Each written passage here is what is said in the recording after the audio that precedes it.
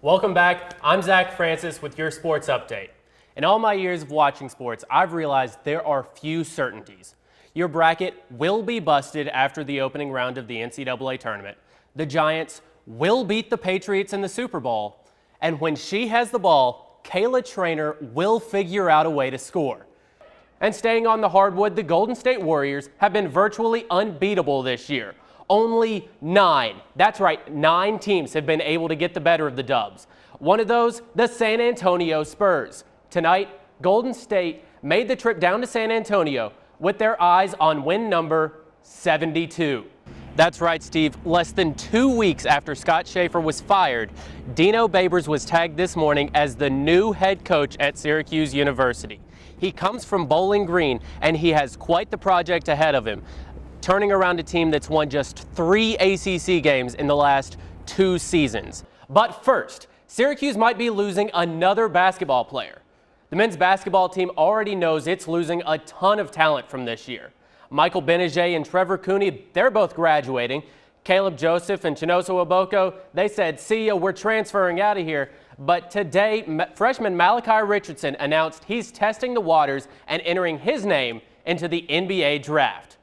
Thanks to 4 goals by Brianna Fazio, the Lemoyne women's lacrosse team routed the University of New Haven 11-5 to improve to 10-0 on the season, 7-0 in Northeast 10 play. Now to the hardwood, to the team we've been talking about all year. Yeah, you guessed it, Golden State. And they've done in the first round of the NBA playoffs what they've done all year. All they do is win, win, win, win, win. But they've had to do it without Steph Curry because he's been out with an ankle injury for the past 2 games.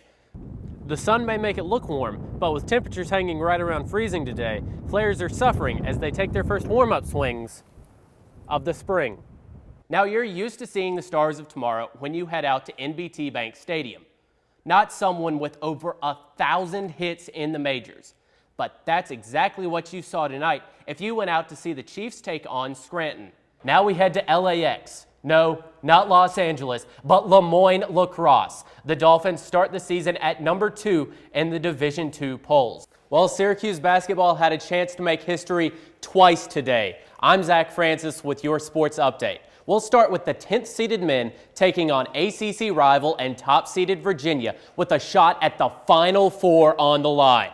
Jim Boeheim, of course, leading the Orange, looking for his 5th Final Four appearance. It did not start the way the Orange wanted to. That's London Parentes with a deep 3, one of 5 he had in the first half. He led the Cavs with 18 points. Virginia up 35-21 at the break.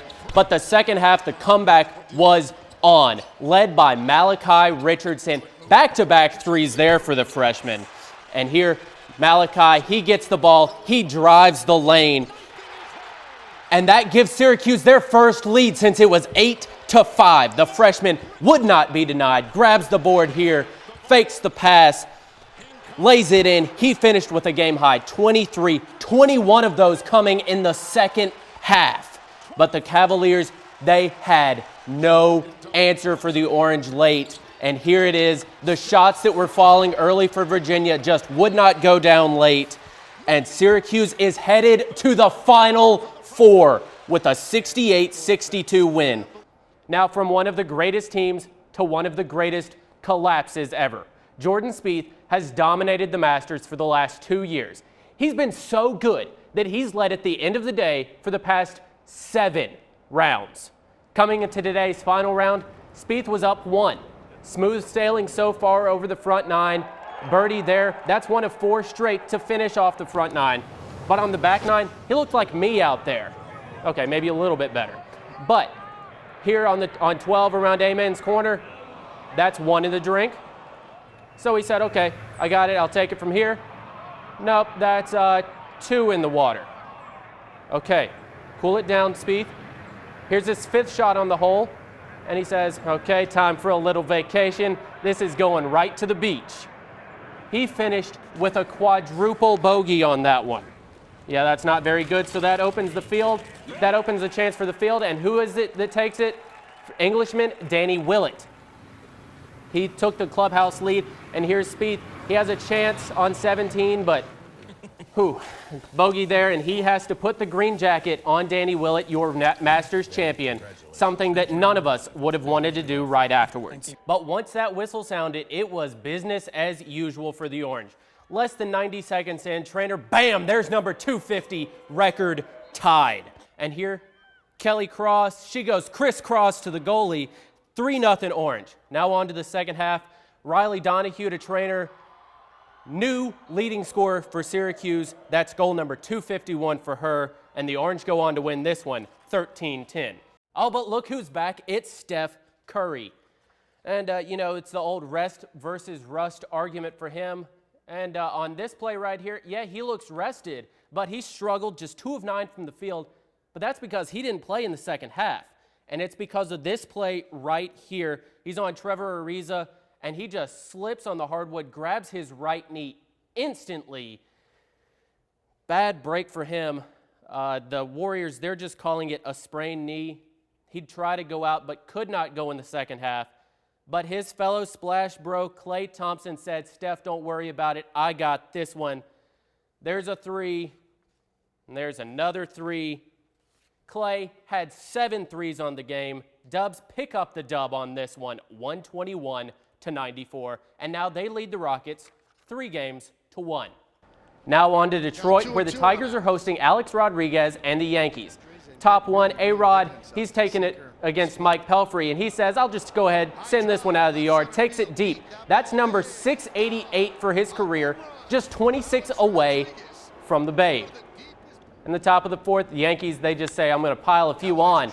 With the bases loaded, that's Jacoby Ellsbury. He sends that one to deep right center field. That's a 3-run triple. That gives the Yanks an early 6-0 lead, and the Bronx Bombers would cruise from there, doubling up the Tigers, and win this one 8-4. And as we head into the final lap of this sportscast, we raise the green flag on the NASCAR season for the Daytona 500. Matt Kenseth leading there, he gets loose, and his JGR teammate Denny Hamlin shoots ahead. He gets the win at the Daytona 500. Closest finish in 500 history, 1/100th of a second. Photo finish for Hamlin as he beat out Martin Truex Jr. Hamlin, he led a race high 95 laps for his first ever Daytona 500 win.